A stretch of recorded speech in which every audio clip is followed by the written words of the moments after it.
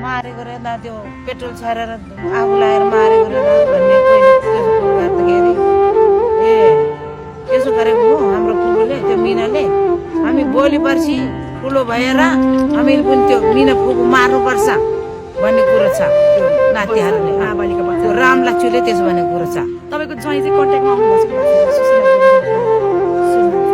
त्यो अस्ति त एकपल्ट बोल्दाखेरि त्यो मेरो बहिनी कहिले सरलाई थियो सरलाई कहिले बहिनीलाई मैले तिमीहरूसँग त्यो कन्ट्याक्ट छ कि छैन भन्दाखेरि छ भनेर एकपल्ट कुरो गर्ने भनेर मैले त्यो बोल्यो है त्यो के भन्नु के अनि मलाई नमस्ते गर्यो।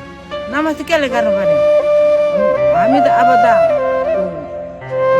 मरे पनि आउनु पर्यो न तपाईँहरू मार्दाखेरि पनि आउनु पर्दैन। यहाँ छोरी मेरो छोरी मारेको तपाईँको त त्यो श्रीमती होइन श्रीमती मार्दाखेरि पनि नआउने कस्तो हो के भएको छिटो आउनु पर्दा मेरो छोरो आउँछ भनेको छ तपाईँ चाहिँ केले नआएको तपाईँ अबदेखि नाते तोड्यो भनेर मैले चाहिँ कराइदियो। अनि के भन्नुभएको अनि त्यो चाहिँ भनेर त्यो यति यति लामो चुरोट तानेर अनि रक्सी हो कि के खाएर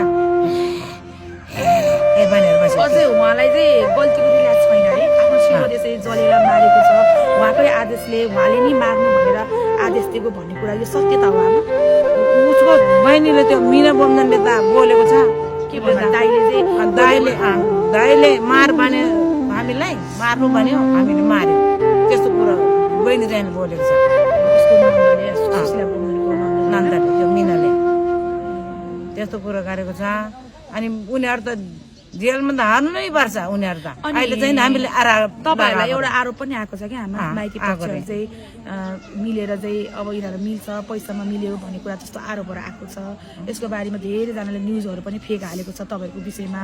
अनि यसमा चाहिँ के तपाईँहरू साँच्चीकै पैसामा बिकेको हो त आमा? आफ्नो छोरी मारेको मान्छेहरूसँग हामीले त पैसा भनेको त जति म बन्द अर्को थुबारे पनि म त कहाँ मिल्नु त आफ्नो छोरी मारेको मान्छे न्युजहरू आएको चाहिँ गलत हो आमा?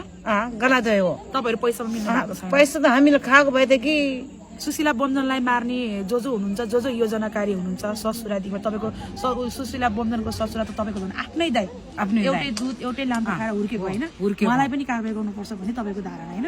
कारबाही त गर्नै पर्छ होइन गर्नै पर्छ। यो चाहिँ गलत समाचारहरू चाहिँ नहालिदिनु होला होइन? एउटा पीडितलाई झन् पीडित नगरिदिनु होला। एउटा आमाले एउटा बहिनीले आफ्नो मान्छेलाई मार्न कसैले यो त्यो भन्ने त्यो पैसामा कुनै पनि तुलना हुँदैन। एउटा लास्टमाथि तपाईँहरूले राजनीति पनि नखेलिदिनु होला प्लिज म तपाईँलाई यो भनेर आग्रह गर्न चाहन्छु। उहाँहरूलाई यति धेरै पीडा भएको छ होइन?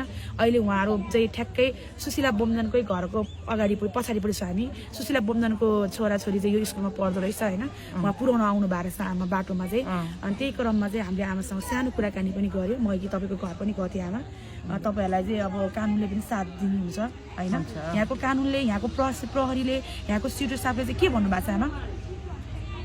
त्यो त्यहाँ चाहिँ म पुग्दाखेरि त खोइ लेखेको मात्रै के भनेर सोध्छ यस्तो यस्तो भनेर खोइ म मेरो छोरीले त दिउँसो त त्यो 2 बजी टाइममा मलाई बोलाएकै हो। अनि बोलाउँदाखेरि चाहिँ म भोलि बिहान आउँछ भनेर मैले त्यस्तो कुरो गरेको छ। ठिक छ तपाईँहरूले लास्ट दिनमा लिने कुरा रहेछ होइन? लास्ट चाहिँ तपाईँ